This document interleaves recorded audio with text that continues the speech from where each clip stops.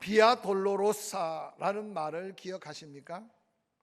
겟셋마네 동산에서 땀방울이 변하여 핏방울이 되도록 기도하시며 당신이 져야 할 십자가의 고난을 아신 고로 이 잔을 내게서 옮길 수만 있으면 옮겨주시되 내 원대로 뜻대로 하지 마시고 아버지의 뜻대로 되기를 원합니다 라고 기도하신 예수님은 이제 양의 문을 통과하시고 골고다로 향하는 언덕에 그 십자가를 지고 갔던 그 고난의 길을 가르쳐 비아 돌로로사라고 말합니다.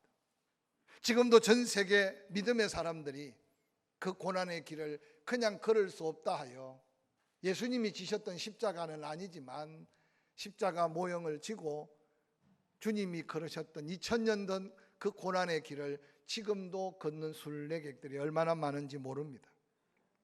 예수 그리스도께서 그렇게 십자가에 달려 죽으심으로 끝난 게 아니라 사도 바울이 고린도전서 15장에 말씀하신 대로 말씀대로 부활하시고 또한 말씀대로 그 제자들 앞에 승천하심은 다시 오실 예수 그리스도를 기다리는 우리에게 믿음의 소망의 주가 되심을 기억합니다.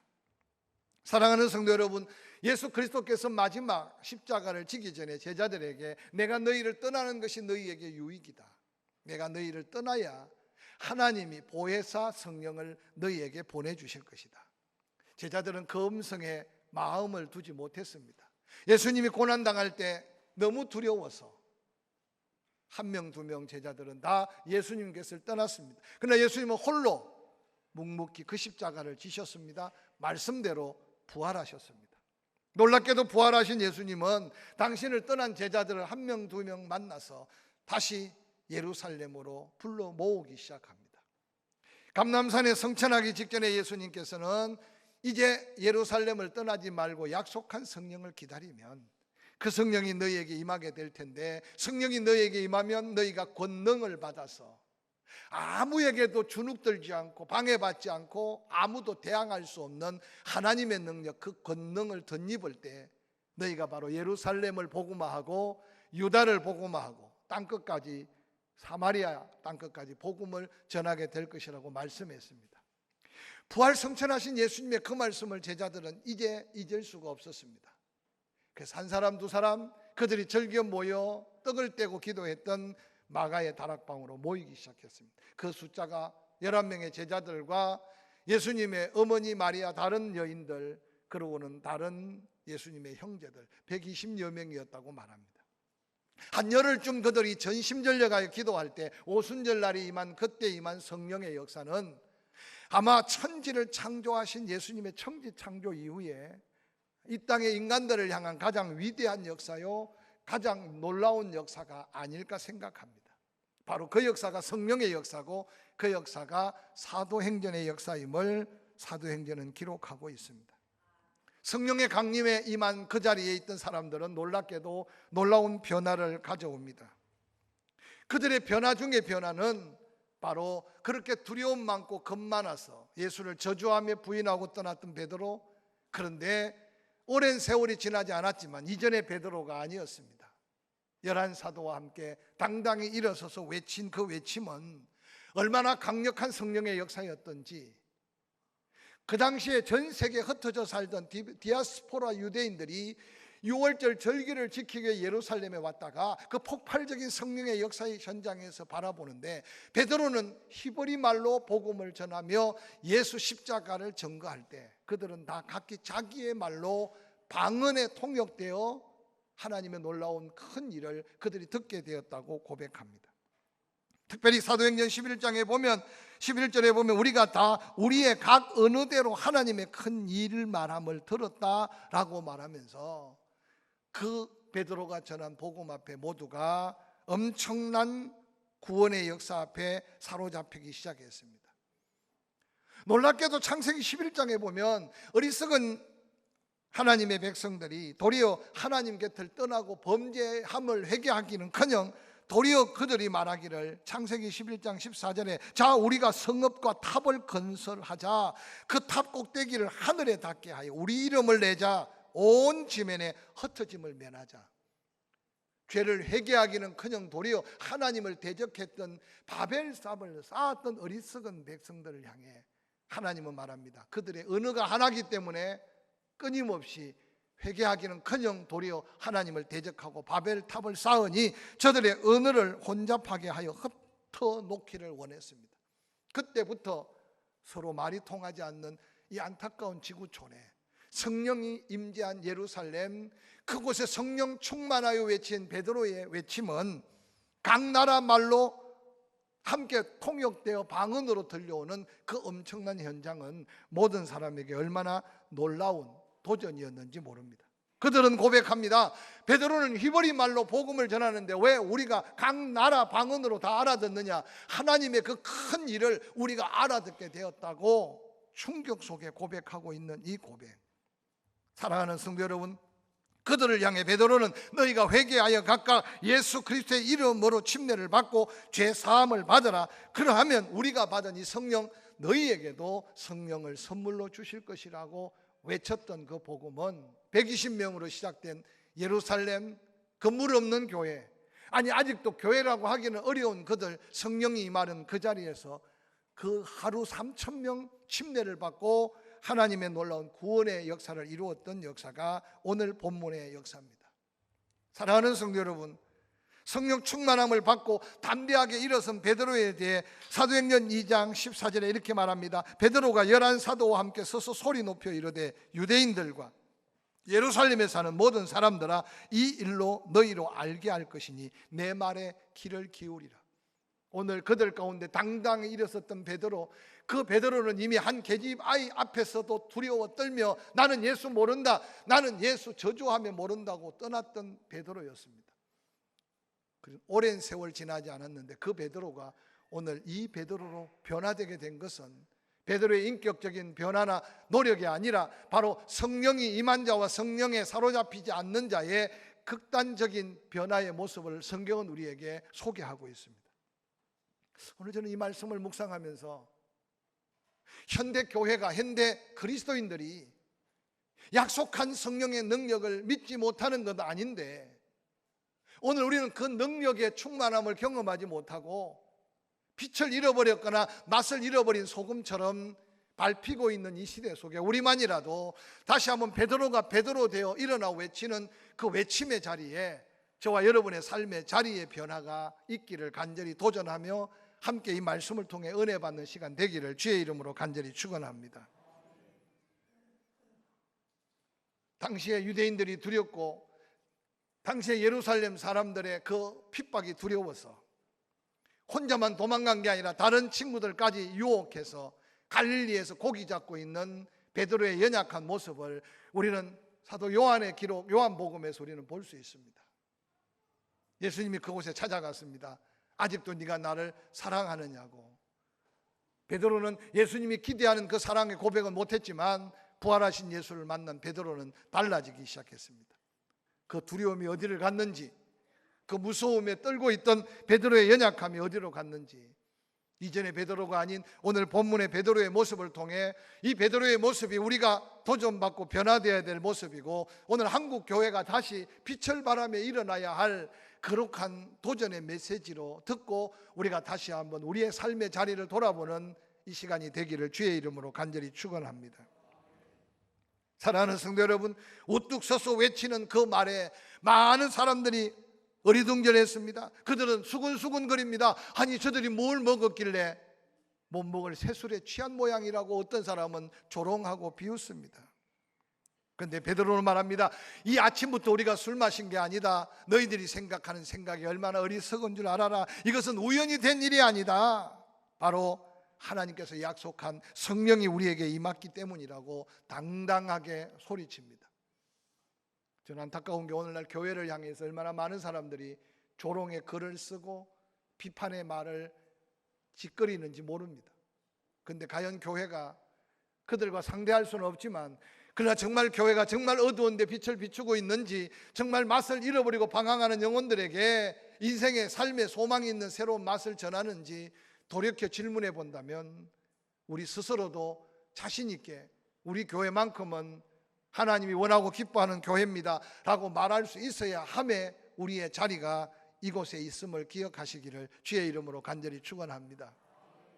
다른 교회와 다르게 섬기고 다른 교회와 다르게 복음 앞에 서고자 하지만 아직도 우리 한 사람 한 사람 오늘 변화받은 베드로 앞에 우리 자신을 다시 펼쳐보고 이 당당함, 이 담대함, 아니 성령이 너에게 임하면 권능을 받고 아무도 방해받고 제한받지 않는 성령의 능력에 사로잡혀서 우리 주변에 나를 통해 변화되고 나를 통해 다시 새롭게 살아나야 될 영혼과 가정을 향해 일어나는 역사가 하나님이 기대하는 우리 교회를 향한 기대일 줄로 저는 믿습니다. 베드로는 말합니다. 이처럼 오순절 약속한 성령이 임한 것은 어떤 사람의 모습이나 어떤 사람의 행위가 아니라 하나님의 약속이 이곳에 임한 거다. 구약에서부터 요엘 선지자가 예언한 그 예언의 말씀 봐라. 누구 몇 사람이 아니라 여기 있던 120명이 전부가 다 성령에 충만하여 예언하고 환상을 보며 성령에 사로잡혀 그 능력 있는 복음의 증인이 되지 않았느냐고 외치고 있습니다. 사랑하는 성도 여러분, 예수 믿고 구원받은 그 순간 우리에게 임한 성령은 모두에게 충만하게 임하였다는 사실을 기억하시기를 바랍니다. 그런데 어느 날 내가 그 성령의 침례함을 받아 그 성령의 인치심으로 구원의 확신은 가졌는데 끊임없이 성령을 스스로 소멸하고 성령의 감동에 불순종하며 성령을 거역하다가 어느 날 예수 믿은 세월은 자랑할 게 있는데 성령의 역사하심의 열매 또한 없고 아무런 은사 없이 그 방황함에 조그마한 일도 넘어지고 자빠지며 좌절하고 산다면 오늘 이 베드로의 도전이 우리의 삶의 새로운 변화의 도전이 될 수 있어야 할 줄로 믿습니다. 뿐만 아니라 베드로는 당당하게 말합니다. 그 성령의 임재하심에 내가 바로 목격자고 내가 바로 증인이고 내가 바로 그 성령 충만함을 받은 사람이다. 놀랍게도 베드로가 그렇게 고백한다고 그렇게 된 것이 아니라 베드로의 입의 말은 이전의 베드로의 말이 아니었다는 사실입니다. 베드로가 말하는데도 바로 그 말은 능력이 있고 그 말은 영혼들을 찔러 쪼개는 하나님의 권세 있는 말로 임했다는 사실입니다. 사랑하는 성도 여러분, 이 성령의 충만함에 사로잡힌 베드로의 메시지를 한번 들어보실랍니까? 사도행전 2장 36절 이하에는 그렇게 말합니다. 이스라엘 온 집은 확실히 알아라. 너희가 십자가에 못 박은 이 예수를 하나님이 주와 그리스도가 되게 하셨다. 그들이 이 말을 듣자마자 마음에 찔림을 받고 베드로와 다른 사도들에게 다가와 묻습니다. 형제들아, 우리가 어찌해야 되느냐? 형제들아, 우리가 어찌해야 되느냐? 여러분, 베드로 앞서 성령에 사로잡혀 복음을 또 전했던 많은 사람들도 있었습니다. 그러나 때때로 복음이 능력되는 것은 사람의 입에 말 재주나 말을 잘함에 있는 게 아니라 성령에 붙들린 복음은 능력이 된다는 사실을 믿으시기를 주의 이름으로 간절히 축원합니다. 성령에 사로잡힌 베드로, 한 계집아이의 말에도 흔들렸던 그 마음인데 베드로의 심령에 성령의 충만함에 사로잡히니까 그 누구도 두려운 사람이 없어. 그런데 중요한 게 말만 큰 게 아니었어요. 목소리만 컸던 게 아니었어요. 베드로의 입에 나온 성령 충만함에 나온 메시지는 놀랍게도 그 강팍한 유대인들의 마음을 흔들어 놓고 있다는 것이 오늘 본문의 중요한 의미예요. 오늘 성경에 뭐라고 그럽니까? 그들의 마음이 찔렸다 그래. 똑같이 마음이 찔려도 스데반이 복음을 전할 때는 그들이 분노만 더해서 스데반에게 돌을 쳤어요. 하나님이 스데반의 일로 예루살렘을 흩어 더 땅끝까지 복음 전할 사명은 있지만 성령 충만한 자들이 선포되는 말, 그 말은 그냥 사람의 말이 아니라 하나님의 놀라운 능력의 메시지가 되어서 마음문을 열고 마음문을 찢고 마음문을 찔러 쪼개는 하나님의 역사를 한번 기억하시기를 주의 이름으로 간절히 축원합니다. 그래서 하나님의 말씀은 살아서 운동력이 있고 좌우 날선 어떤 것보다 예리하여 혼과 영과 관절과 골수를 찔러 쪼갠다고 하는 말씀의 능력을 다시 한번 기억하면서 하나님의 기록된 능력의 말씀이 성령으로 기록된 감동의 말씀이 내가 성령 충만하여 내가 읽을 때 감동되고 내가 성령 충만하여 복음을 전할 때 능력이 되는 이 능력 회복을 도전하는 저와 여러분이 되기를 주의 이름으로 간절히 축원합니다. 이 땅에 처음 복음이 들어왔을 때는 얼마나 성령이 강력하게 역사했습니까? 우리의 선조들은 너무 무지했습니다. 말씀을 다 깨달을 수도 없었습니다. 잘 가르쳐주는 선생님도 부족했습니다.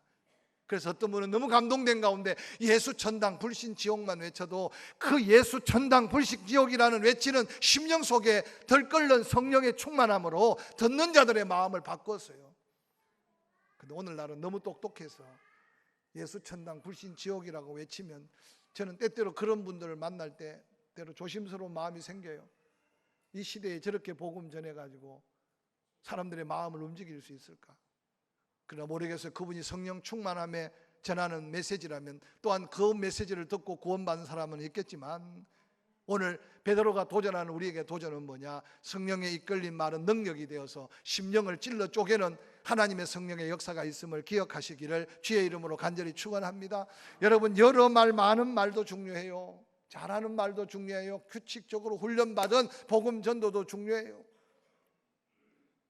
과거에 사형리라고 해서 그 사형리 조금 책자를 가지고, 제가 신학교 다닐 때니까 얼마나 옛날입니까? 전도학 가르치는 선생님이 교회 일도 바빠 죽겠는데 일주일에 꼭 2명 이상 전도해서 영접한 확인서를 써오라고 합니다. 어떤 때는 숙제하러 나가는 거죠. 왜냐? 거짓말로 써낼 수는 없으니까. 근데 너무 놀라운 게요, 예수님 영접하십시오, 그러고 나는 죄인이라고 고백하고 제 기도를 따라하면 당신 구원받습니다. 근데 놀랍게도요, 어린아이 같은 사형이지만 그 말씀을 그대로 따라 듣고 영접하는 사람이 있었어요. 근데 오늘날은 전하는 자가 없는데 누가 들으며 성령에 사로잡혀 전하는 복음이 없는데 어떻게 영혼들이 살아날 수 있겠습니까? 사랑하는 성도 여러분, 성령의 능력으로 전한 베드로의 복음은 들은 사람들 가슴 속에 찢어지는 마음으로, 통회하는 마음으로, 형제들아 우리가 어찌할 거라는 이 말은 살아낼 수 있는 말이고 구원의 놀라운 시작이고 하나님의 역사의 시작임을 기억하시기를 주의 이름으로 간절히 축원합니다. 오늘 먼저 우리 심령 속에 이 복음의 말씀을 듣고 내가 어찌할까요 하는 이 안타까운 고백이 먼저 우리의 고백이 될 수 있기를 주의 이름으로 간절히 축원합니다. 베드로가 그 말을 듣자마자 사도행전 2장 37절에 그들이 이 말을 듣고 마음에 찔려 베드로와 다른 사도들에게 물어 이르되 형제들아 그러면 우리가 어찌해야 하느냐고 외칠 때 38절 베드로가 말합니다. 너희가 회개하여 각각 예수 그리스도의 이름으로 침례를 받아라 라고 외칩니다. 회개가 무엇입니까? 성령이 임하면 죄에 대하여, 의에 대하여, 심판에 대하여 우리 자신의 모습을 그대로 비추어서 회개할 수밖에 없는 게 성령의 임재하심의 역사예요. 할렐루야. 근데 오늘날 회개하라는 소리를 들어본 적이 언제입니까? 조그마한 마담말인도 실험에 들면 내 안에 성령의 역사가 없는 거예요. 우리는 이제는 어떤 말을 들어도 말 가지고 따지고 말 가지고 말꼬리를 잡으려고 해도 말꼬리는 없어요. 여러분, 나를 깨우려고 혹시 그 말을 했다고 생각하면 정신이 바짝 들 텐데 어떻게 그런 말을 할 수 있냐고. 제가 목회하면서 가장 안타까운 것은 내가 하는 말도 못 알아들으면서 안 한 말까지 알아들어가지고 무슨 말인지 이해가 됩니까? 이 설교 시간에 꼭 들으라고 이렇게 소리 질러 해도 못 알아듣고 내가 안 한 말까지 어떻게 내 마음의 속이라도 들여다봤는지 알아듣고 너무 안타까워. 그리고 어떻게 하겠어요? 꼬리 잡아봐야 아무도 꼬리가 없는데 안타까움으로 또 기도하고 또 기도하는 거예요. 여러분, 듣는 귀가 복되기를 주의 이름으로 간절히 축원합니다. 여러분 심령이 성령의 충만함에 하나님의 은혜로 가득 찬 심령을 가질 수 있기를 주의 이름으로 간절히 축원합니다. 회개하는 길밖에 없어요. 넘어졌다 일어나는 길도 회개고 뒷걸음치다가도 달려갈 수 있는 길도 회개고 목적을 잃어버리고 사명을 잃어버려서 사명을 되찾는 것도 회개밖에 없어요. 그게 하나님 우리에게 주신 유일한 축복의 길이에요. 할렐루야. 생각을 바꾸는 거예요. 마음을 달리 먹는 거예요. 할렐루야. 내 걸음의 목표를 다시 하는 거예요. 베드로의 이 말이요, 얼마나 놀라운 도전이 되었는지. 그러고 말하기를 회개만 하면 안 된다, 침례를 받아라. 여러분, 침례는 웹타이조라고 물에 잠긴다, 장사 지낸다. 그래서 여러분, 사도 바울이 부활하신 예수를 만나고 난 다음 고백하는 계속 고백이 뭡니까? 내가 예수와 함께 죽었다, 내가 예수와 함께 죽었다. 그렇게 죽기만 하면 곤란해요. 이제 내가 그리스도와 함께 다시 살아났다. 그래서 내가 사는 것은 내 육신을 위해 내 마음대로 내 기분대로 사는 게 아니라 예수 그리스도를 위해서 사는 거다. 할렐루야. 여러분, 이 확신이 있어야 세상 그 어떤 유혹 앞에, 어떤 문제 앞에도 당당하게 사명 있는 믿음 지킬 수 있어요. 믿으시면 아멘. 지금까지 여러분 주변을 떠난 믿음의 식구들을 살펴보세요. 이유가 될 것 같지만 이유 아니에요. 다 자기 사명 십자가 내려놓고 자기 핑계로. 그러므로 여러분 다시 한 번 더 귀한 목장, 귀한 위원회 함께 섬길 때, 봉사할 때, 밥 같이 할 때, 여러분 국수 같이 삶을 때, 전도 같이 나갈 때, 어떻든 교회 안에서 이렇게 함께 앉는 것도 이게 우연이 아니에요. 여러분 이 은혜 안에서 날마다 그리스도와 함께 죽고 그리스도 안에서 살아있는 그리스도의 사명자들이 되기를 주의 이름으로 간절히 축원합니다. 침례는 침례 받음으로 구원을 받는 게 아닌 것은 이미 다 알잖아요. 그러나 구원받은 사람은 예수와 함께 나는 죽고 예수와 함께 내가 산다. 로마서 6장 3절 4절 5절을 읽어보면 예수 그리스도와 연합한 삶, 그래서 주가 내 안에 내가 주 안에, 내 신앙의 고백으로 물속에 내 몸을 완전히 담궈서 나의 옛사람은 예수 십자가에 나와 함께 예수와 함께 죽었습니다. 그리고 다시 물속에 나올 때 장사 지낸 육이 아니라 예수와 함께 부활의 믿음으로 다시 사는 믿음의 결단이 바로 침례에 달려있는 놀라운 신앙의 고백이에요. 할렐루야. 세례를 받으셔도 이 침례의 고백으로 받으셨으면 뭐 세례의 방법, 침례의 방법이 다를 뿐이에요. 그러나 혹이라도 이 고백으로 받지 않았다면 물 몇 방울 찍어 바르는 것하고 물속에 완전히 내 몸을 숨을 막고 내 몸을 장사 지낸 것과 고백의 의미가 좀 달라요. 근데 놀랍게도 회개하고 침례를 받아 죄 사함의 확신을 갖는 그 순간 하나님이 성령을 선물로 주신다. 우리에게 받은 그 성령이 너희에게도 임한다고 선포했어요. 그리고 베드로가 좀 더 설명하며 말씀을 전했던 것 같아요. 그러고는 사도행전 2장 32절에 38절에 보니까 각각 예수 그리스도의 이름으로 침례를 받고 죄 사함을 받아라. 그래야면 성령이 선물로 임할 텐데 그 성령이 임하는 곳에 하나님의 놀라운 구원의 역사가 이루어진다고 베드로를 통해 하나님은 그들에게 구원에 귀한 길을 가르쳐 주시는 거예요. 여러분 구원받는 게 어떤 건지 몰라서 전도 못하고 회개가 뭔지 모르고 성령 받는 게 뭔지 몰라서 전하지 못하는 사람 없잖아요. 중요한 건 내 안에 그 뜨거운 성령의 역사가 내 입을 감동해서 내 말이 아니라 성령께서 감동하실 말씀을 전할 용기를 잃어버린 우리에게 이 가을에 한 영혼을 구원하는 게 하나님 최고의 기쁨이라면 한 번 다시 용기를 갖고 기도하면서 먼저 내 안에 있는 성령을 깨우는 저와 여러분이 되기를 주의 이름으로 간절히 축원합니다. 그래서 가을에 더워서 못했던 기도 새벽에 기도하고 힘들어서 쉬어갔던 예배 다시 한번 예배에 열심을 다하고 그래서 한번 도전할 때 예수 믿는 것 받은 증거가 많아서 추수감사절에 최고의 영광을 드러내는 저와 여러분이 될 수 있기를 주의 이름으로 간절히 축원합니다. 축원합니다. 베드로의 이 선포의 메시지가 그날 회개하고 침례받고 구원의 감격 속에 예루살렘 교회 등록한 교인이 3,000명이 되었대요. 사도행전 4장에는 5,000명이 되었대요. 그러고 난 다음에는 숫자를 헤아릴 수가 없어서 많았더라. 도저히 믿을 수 없는 허다한 제사장의 무리들도 예수 믿게 되었더라라고 고백합니다. 숫자적인 문제가 아니에요. 지금도 그 성령은 살아있고 우리는 그 성령의 역사가 다시 한번 사도행전의 역사로 이어가기를 원하는 거룩한 소원이 있다면 우리 모두가 이 한 주간에 어찌할꼬 은혜를 구하는 심령 가지고 내 안에 있는 성령이 충만하게 역사하도록 할렐루야.